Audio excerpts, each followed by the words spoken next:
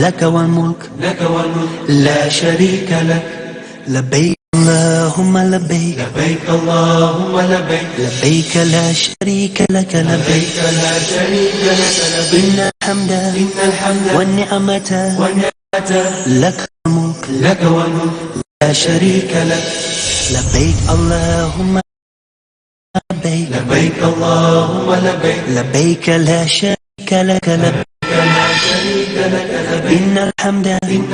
والنعمة لك والملك لا شريك لك. بسم الله الرحمن الرحيم. إن الحمد لله نحمده ونستعينه ونستغفره ونؤمن به ونتوكل عليه ونعوذ بالله من شرور أنفسنا ومن سيئات أعمالنا من يهده الله فلا مضل له ومن يضلل فلا هادي له ونشهد أن لا إله إلا الله وحده لا شريك له ونشهد أن محمدا عبده ورسوله. أما بعد فإن خير الحديث كتاب الله وخير الهدي هدي محمد صلى الله عليه وسلم وشر الأمور محدثاتها وكل محدثة بدعة وكل بدعة ضلالة وكل ضلالة في النار. قال الله تعالى في القرآن المجيد وذكر فإن الذكرى تنفع المؤمنين رب اشرح لي صدري ويسر لي أمري واحلل عقدة من لساني يفقهوا قولي. محترم ناظرین کرام، فضائل حج کی اس نشست میں پھر آپ سب کا استقبال کرتا ہوں. السلام علیکم ورحمۃ اللہ وبرکاتہ. شاید آپ کو ہمارا پچھلا درس یاد ہو جس میں ہم نے آپ کو نبی صلی اللہ علیہ وسلم کے حجۃ الوداع کا دوسرا خطبہ جو آپ نے عرفات کے میدان میں 9 ذی الحجہ کو دیا تھا اس کا ترجمہ میں نے آپ کو سنایا تھا. میں نے آپ کو کہا کیا تھا کہ بدعت بہت ہی خطرناک چیز ہے جو انسان اعمال کو گھن کی طرح کھا جاتی ہے. اس لیے ہمیں اپنے آپ کو بدعت کی کاریوں سے بچانا ہوگا، اس کی فکر کرنی ہوگی اور ڈھونڈنا ہوگا جو اعمال کر رہے ہیں ان کا ثبوت اللہ کی کتاب قرآن مجید میں ہے یا نہیں، اسی طرح ان کا ثبوت رسول صلی اللہ علیہ وسلم کی صحیح حدیث میں ہے یا نہیں، اور اس طرح ہمارے اعمال اللہ کے ہاں قابل قدر ہو جس کی جزا ہم پا سکیں گے. اسی طرح میں نے آپ کو بتایا تھا اللہ کے رسول اپنے امتیوں کی کثرت پر فخر کریں گے کہ لوگوں تم نے ہمارے دین کی تبلیغ کی، ہمارے دین کی نشر و اشاعت میں حصہ لیا، میری امت بڑھی، دوسری امتوں کے مقابلے تم پر فخر کر رہا ہوں کہ تم کثیر تعداد میں ہو. آج میں نبی صلی اللہ علیہ وسلم کا تیسرا خطبہ لے کر آپ کے سامنے حاضر ہوا ہوں، جو خطبہ آپ نے قربانی کے دن 10 ذی الحجہ کو مینا کے میدان میں جمرات کے درمیان کھڑے ہو کر صحابہ کرام کے سامنے دیا تھا. یہ خطبہ امام ابن ماجہ نے سنن ابن ماجہ کتاب المناسک باب الخطبۃ یوم النحر اس نقل کیا ہے. اس کے راوی حضرت سلیمان بن عمرو رضی اللہ تعالیٰ عنہ ہیں. وہ اپنے باپ سے روایت کرتے ہیں کہ ان کے باپ نے کہا سمعت النبی صلی اللہ علیہ وسلم یقول، کہ میں نے نبی صلی اللہ علیہ وسلم کو فرماتے ہوئے سنا فی حجۃ الوداع، حجۃ الوداع کے موقع پر. الناس، آپ خطبہ دیتے ہوئے لوگوں سے کہہ رہے تھے اے لوگو الا ای یوم احرم، سنو بتاؤ کہ کون سا دن سب سے زیادہ قابل حرمت ہے. 3 مرات آپ نے یہ بات 3 بار پوچھی. الا ای یوم احرم، بتاؤ کون سا دن سب سے زیادہ قابل حرمت ہے، قابل تعظیم ہے، قابل قدر ہے. 3 بار آپ نے پوچھا. قالوا، صحابہ کرام نے جواب دیا یوم الحج الاکبر، حج اکبر کا دن. تو آپ نے جواب دیا قال فإن دماءکم واموالکم واعراضکم حرام بینکم، سنو تمہارے خون، تمہارے مال اور تمہاری عزت و آبرو تم میں سے ہر ایک کے لیے حرام ہے، یعنی قابل احترام ہے کہ کوئی کسی کا خون نہ بہائے نہ حق، کوئی کسی کے مال پر قبضہ نہ کرے نہ حق، کوئی کسی کی عزت و آبرو سے کھلواڑ نہ کرے. کہ حرمت یومکم ھذا، یہ چیزیں ایسے ہی قابل احترام ہیں جیسا تمہارا آج کا دن، یعنی 10واں ذی الحجہ قربانی کا دن. کیونکہ یہ خطبہ آپ نے قربانی کے دن دیا تھا جمرات کے بیچ میں کھڑے ہو کر. فی شہرکم ھذا، اور بالکل ایسے ہی تمہارے خون، تمہارے مال اور تمہاری عزت و آبرو کا احترام ہے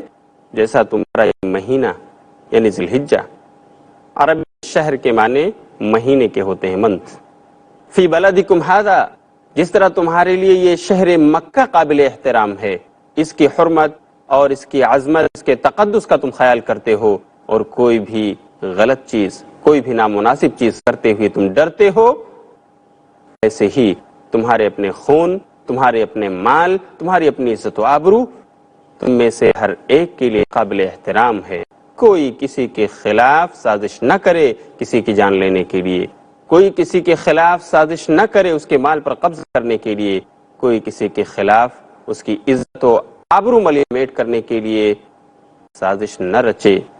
غیبت نہ کرے، چغلی نہ کرے، بہتان تراشی کا مرتکب نہ ہو، کہ ان چیزوں کے ذریعہ انسان کی عزت و آبرو پر حملہ ہوتا ہے۔ پھر کہ رسول صلی اللہ علیہ وسلم نے فرمایا، الا سن لو، لا یجنی جان الا علی نفسہ، جو بھی ظلم و زیادتی کرے گا تو اس کا وبال اسی انسان پر ہوگا، اسی انسان کو مجرم سمجھا جائے گا جو کسی پر ظلم و زیادتی کرنے والا ہوگا، دوسرے پر اس کا بوجھ نہیں ڈالا جائے گا۔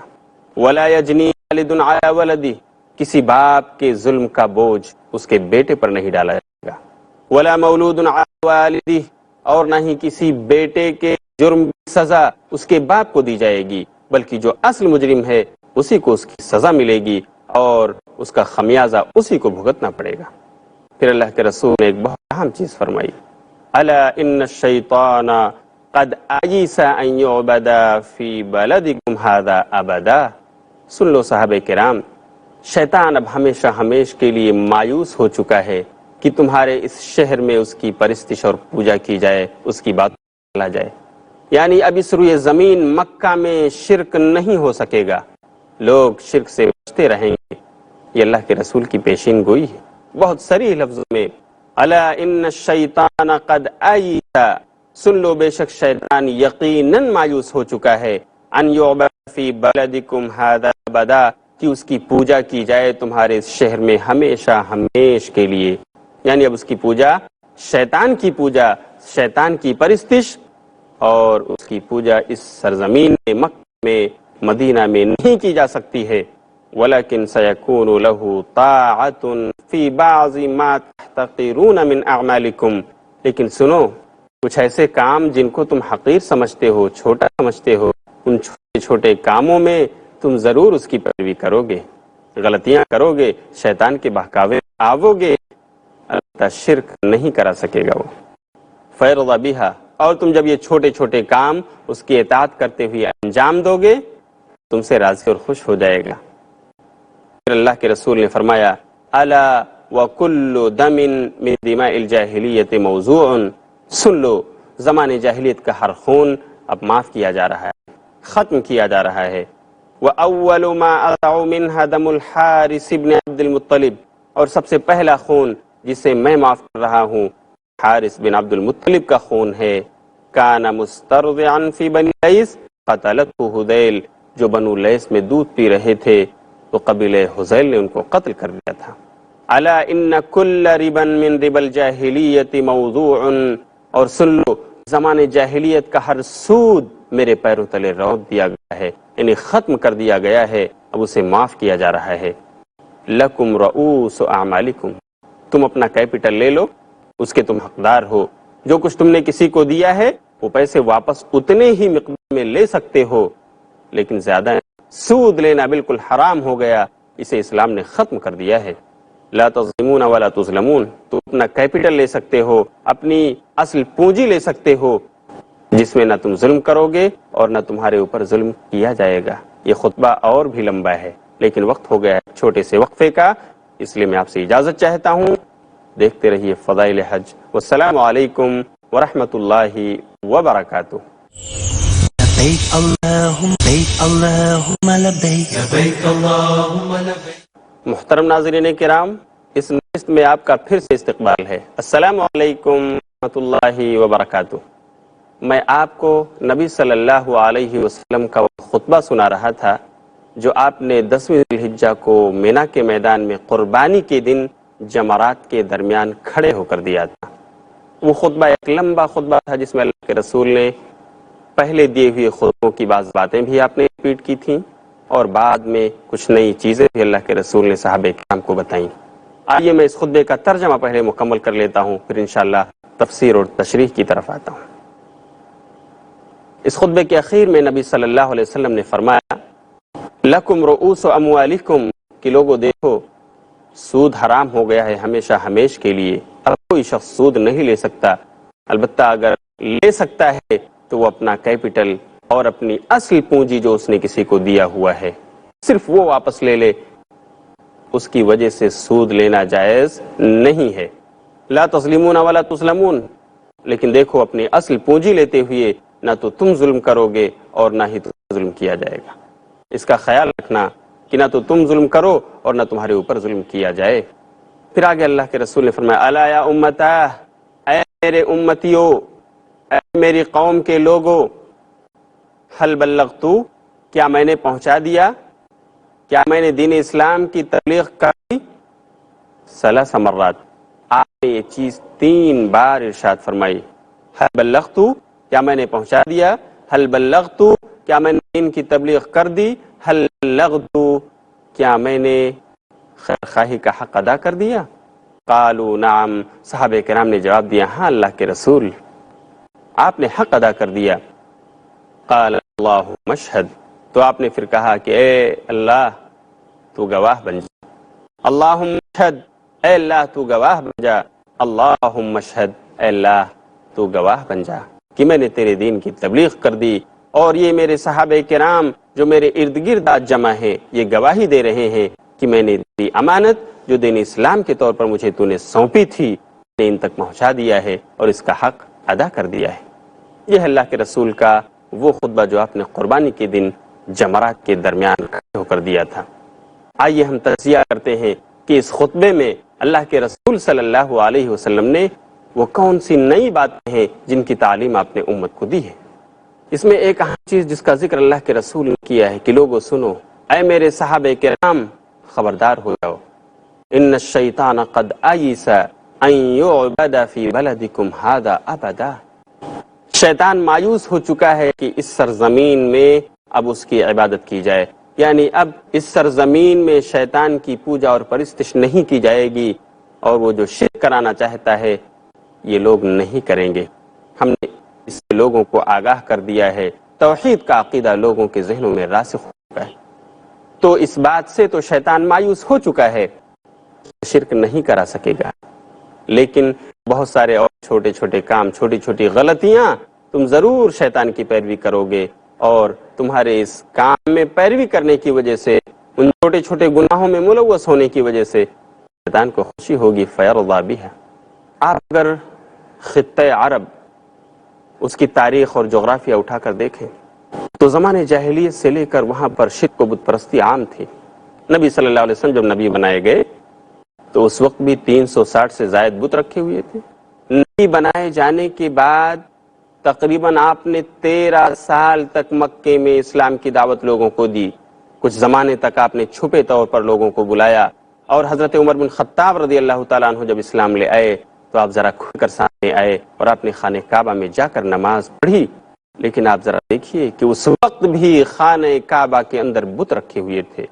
یہ لات و حبل اور یہ منات و عزا ان کی پرستش کی جا رہی تھی، لوگ شرک میں پوری طرح سے ملوث تھے۔ نبی صلی اللہ علیہ وسلم جب ہجرت کر کے مدینہ گئے اور مدینہ سے آپ نے 8 ہجری میں جب آ کر کے مکہ فتح کیا ہے، اس کے بعد خانہ کعبہ کو آپ نے بتوں سے پاک کیا اور شرک کی غلظت و گندگی سے آپ نے اس کو صاف کیا۔ اتنی لمبی مدت تک دعوت توحید دینے کے بعد وہاں سے شرک کا خاتمہ ہوا، لیکن چونکہ ابھی پوری طرح اسلام مکمل نہیں ہوا تھا، بعض خطہ عرب میں کہیں کہیں پر شرک پایا جاتا تھا، جہاں تک اسلام نہیں پہنچا تھا لوگ وہاں شرک کر رہے تھے۔ آئیے میں آپ کو ایک واقعہ سناتا ہوں۔ ایک بار نبی صلی اللہ علیہ وسلم کے بعض صحابہ آپ کے ساتھ سفر پر تھے، جاتے ہوئے راستے میں ایک جگہ صحابہ کرام نے دیکھا کہ کچھ لوگ ایک درخت کے نیچے کچھ چیزوں کے نشانات بنا کر، کچھ مورتیاں بنا کر اور کچھ چیزیں وہاں نصب کر کے اس کی طرف جھکتے ہیں، عبادت کرتے ہیں، خشوع اور خضوع کو اپنے بجا لاتے ہیں۔ صحابہ کرام نے دیکھا جو ابھی ابھی ایمان لائے تھے، تازہ ایمان تھا ان کا، شرک کی غلاظتوں سے ابھی ابھی نکلے تھے، انہوں نے یہاں سے گزرنے کے بعد کہا اللہ کے رسول کیوں نہ ہمارے لیے بھی آپ ایسی ہی چیز بنا دیں جو ان کے لیے ہے کہ ہم بھی خشوع اور خضوع کے ساتھ عبادت کر سکیں، ہمارے سامنے بھی کوئی ایسی چیز ہو جس کی طرف جھک سکیں، کیونکہ یہ لوگ اس کی طرف بہت ہی توجہ کے ساتھ خشوع اور خضوع کے ساتھ جھک کر عبادت کر رہے ہیں۔ صحابہ کرام نے مطالبہ کیا، اللہ کے رسول نے فرمایا کیا تم ویسے مطالبہ کر رہے ہو جیسا موسیٰ کی قوم نے ان سے مطالبہ کیا تھا؟ دیکھو یہ شرک ہے، یہ شرک ہے جو یہ لوگ کر رہے ہیں۔ اللہ رب العالمین جو اکیلا ہے اس کی کوئی شکل و صورت نہیں بنائی جا سکتی، اس کا کوئی پرتیما نہیں بنایا جا سکتا، اس کو ہم نے دیکھا نہیں ہے، اور اگر ہم ایسا کرتے ہیں اس کی کوئی شکل و صورت بنا کر رکھتے ہیں تاکہ خشوع اور خضوع آئے تو یہ شرک ہوگا۔ اللہ کے رسول صحابہ کرام کو سمجھایا۔ اسی طرح ایک دوسرا واقعہ بھی، اسلام پھیل رہا ہے، دھیرے دھیرے آپ اس کی تبلیغ کر رہے ہیں، صحابہ کرام کو بعض محاذات پر بھیج رہے ہیں اسلام کی تبلیغ کے لیے، اسلام کی نشر و اشاعت کے لیے۔ دوران ایک واقعہ پیش ہوا کہ صحابہ کرام میں سے دو لوگ ایک سفر پر تھے، یہ بھی صحیح حدیث سے ثابت ہے۔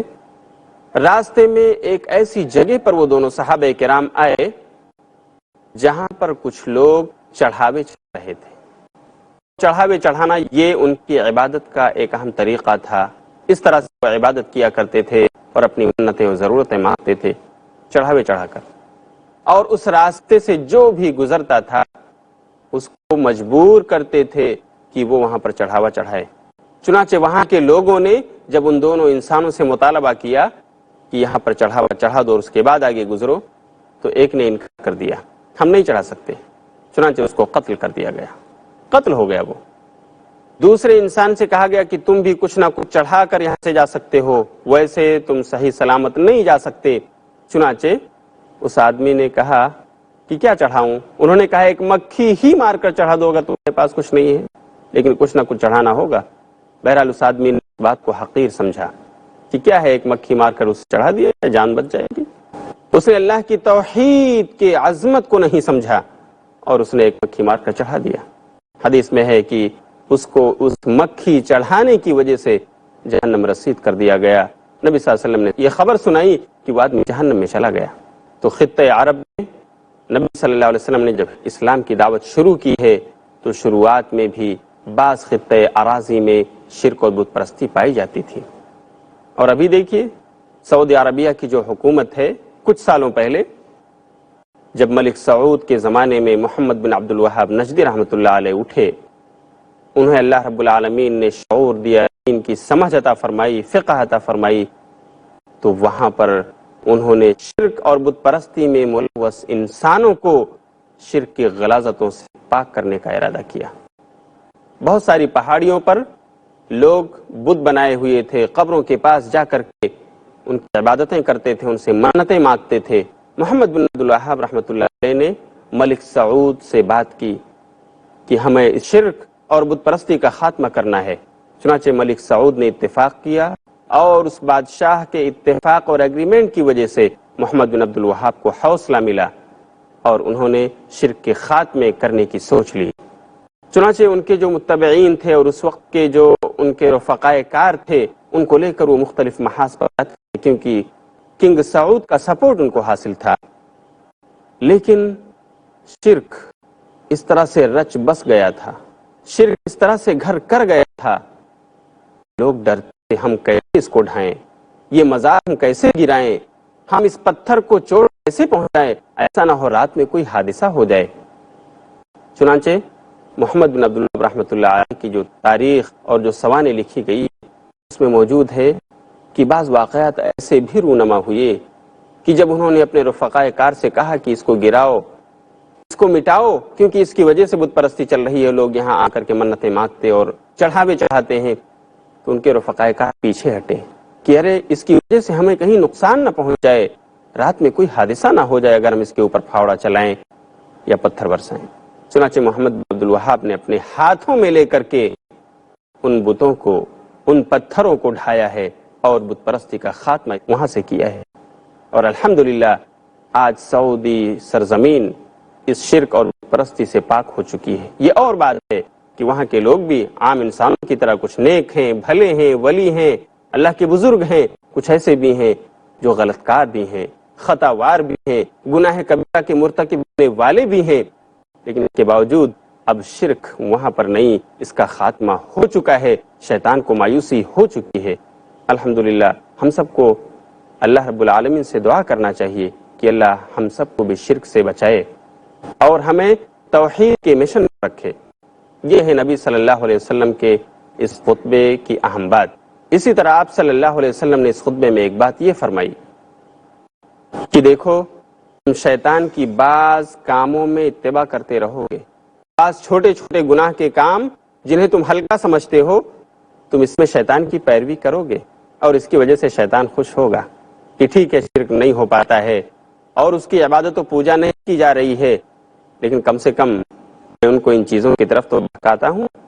چھوٹے چھوٹے گناہ کے کام تو ان سے کرواتا ہوں۔ اسی بات کو نبی صلی اللہ علیہ وسلم نے ایک حدیث میں فرمایا تھا کہ لوگوں تم پرانی امتوں کے نقش قدم پر چلو گے، حتیٰ کہ اگر وہ چھوٹے سے چھوٹا کوئی کام کر گزرے ہوں گے تم بھی کرو گے، حتیٰ ولو دخلوا جحر ضب لدخلتموہ، اگر وہ کسی گوہ کے بل میں بھی گئے ہوں گے تم بھی اسی طرح گوہ کے بل میں جانے کی کوشش کرو گے۔ تو چھوٹے چھوٹے گناہ کے کام شیطان تم سے کروائے گا، تم اس کی پیروی کرو گے۔ یہ خبر اللہ کے رسول صلی اللہ علیہ وسلم نے دی ہے، چنانچہ آج ویسا ہو رہا ہے۔ مکہ اور مدینہ کے لوگ بھی بہت سارے گناہ کے کاموں میں ملوث ہیں، جیسا کہ عام دنیا کے انسان اور مسلمان اس میں ملوث ہیں، لیکن اس خطبے کی روشنی میں ہمیں یہ سبق لینا چاہیے کہ جس طرح ہمیں شرک سے بچنا ہے، جس طرح ہمیں بدعتوں سے بچنا ہے، جس طرح ہمیں گناہ کبیرہ سے بچنا ہے، اسی طرح ہم کو چھوٹے چھوٹے گناہ کے کاموں سے بھی بچنا ہے، کیونکہ چھوٹے چھوٹے کام سے ایک بڑا پہاڑ تیار ہو جاتا ہے، کیونکہ چھوٹی چھوٹی کنکریاں اگر جمع ہوں تو ایک بڑا پہاڑ بن جاتا ہے۔ اس طرح اگر ہم چھوٹے چھوٹے کاموں میں شیطان کی اتباع کرتے رہیں گے، اگر ہم اس کی پیروی کرتے رہیں گے، اگر تو یہ چھوٹے چھوٹے گناہ بڑے بن سکتے ہیں اور ہمارے لیے وبال جان بھی ہو سکتے ہیں۔ ہم اس ایپیسوڈ کے اخیر میں اللہ رب العالمین سے دعا کریں گے کہ اللہ رب العالمین ہمیں شرک سے بچا، اگر ہم سے نادانستگی میں بھی شرک ہو گیا ہو تو تو اسے معاف فرما، اے اللہ تو ہمیں بدعت و خرافات سے بچا، اے اللہ گناہ کبیرہ سے بھی ہماری حفاظت فرما اور چھوٹے چھوٹے گناہوں سے بھی ہمیں بچنے کی توفیق عطا فرمائے۔ اے اللہ تمام حجاج کرام جو تیرے گھر کی حرمین شریفین کی زیارت کے لیے گئے ہیں، اے اللہ تو انہیں اعمال حج سنت رسول کے مطابق کرنے کی توفیق عطا فرما۔ ناظرین کرام وقت ہو گیا ہے، اس لیے میں آپ سے اجازت چاہتا ہوں، اگلے درس میں انشاءاللہ میں نبی صلی اللہ علیہ وسلم کا ایک اور خطبہ لے کر حاضر ہوں گا اور آپ کو اس کے دروس اور اس کے اسباق بتاؤں گا۔ تب تک کے لیے انتظار کیجئے اور دیکھتے رہیے فضائل حج۔ وآخر دعوانا ان الحمد للہ رب العالمین، والسلام علیکم ورحمۃ اللہ وبرکاتہ۔ لبیک اللہم لبیک